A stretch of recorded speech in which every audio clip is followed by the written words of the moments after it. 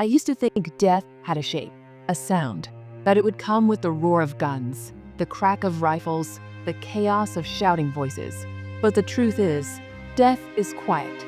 It's the silence that follows when the one you love is gone. My name doesn't matter here. What matters is the story of how I survived the war, but not the loss.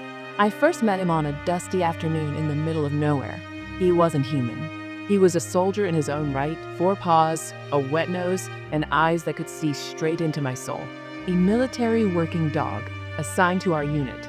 His name was Ranger. From the moment he padded toward me, tail wagging cautiously, I felt something I hadn't felt in months: hope. Ranger didn't care about ranks or medals. He cared about loyalty, about showing up, about watching my back when the world turned dangerous. We became inseparable. In the dirt, in the heat, in the long hours of waiting, he was my shadow. You see, in war, there is no room for weakness. But Ranger, he taught me it was okay to feel. Some nights, when the noise of the day wouldn't leave my head, I'd feel the weight of his head rest against my leg. And somehow, the nightmares would wait until morning. We went through everything together, clearing paths, sniffing out danger, keeping each other alive. More than once, he saved my life. Not with bullets, but with his presence. In the middle of the battlefield, surrounded by chaos, he would glance at me, and I knew I wasn't alone. The day I came home was the day we were separated.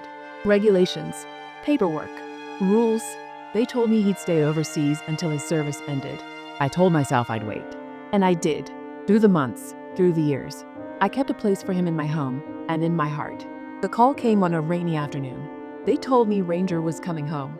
I imagined the reunion, running to him, his tail wagging so hard his whole body wiggled, the familiar sound of his paws on the floor.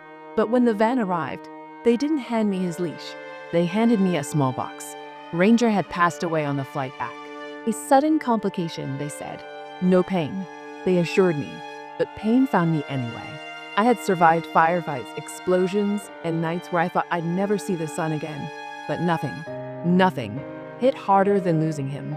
It felt like the war had finally caught up with me years too late. For weeks, I couldn't walk past his empty bed.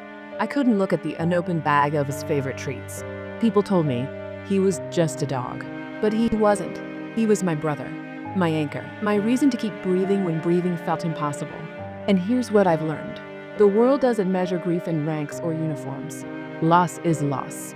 And love is what makes that loss hurt so deeply. I keep his tag on my keychain now. Every time it jingles, I remember him. The way he'd tilt his head when he didn't understand me. The way his fur smelled like the dust of the earth. The way his eyes told me I was worth protecting. Ranger didn't make it home. But in a way, he did. Because a part of him will always be here. With me. If you've ever loved and lost, you know, the battlefield isn't always out there. Sometimes, it's inside. And surviving it takes more courage than any war.